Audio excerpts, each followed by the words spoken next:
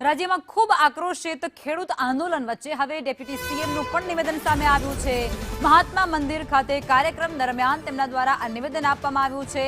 જાહેર મંચ ઉપરથી ડેપ્યુટી સીએમએ એવું કહ્યું છે કે મુખ્યમંત્રીએ હંમેશા લોકો માટે ઉદાર મનથી વિચારે છે।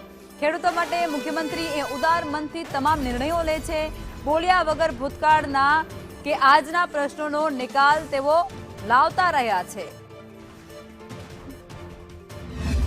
કે પછી મારા ખેડૂત મિત્રોની વાત હંમેશા ઉદાર મનથી લોકોના પ્રશ્નોને સમસ્યાના નિકાલ કઈ રીતે લાવવા તે માટે એક શબ્દ બી બોલ્યા વગર ભૂતકાળના પ્રશ્ન હોય કે આજનો પ્રશ્ન હોય ભૂતકાળની અંદર બી જેટલી સમસ્યાઓ આવી એ સમસ્યાઓના નિકાલ વગર બોલે એમને હંમેશા કર્યા છે કે આજની સમસ્યાઓ હોય કે આજના કોઈ બી પ્રશ્ન હોય આદરણીય મુખ્યમંત્રી શ્રી હંમેશા આ બધા જ વિષયોને ધ્યાનમાં રાખી ચિંતિત રહી લાંબુ વિચારીને હંમેશા ખેડૂતો જોડે હોય।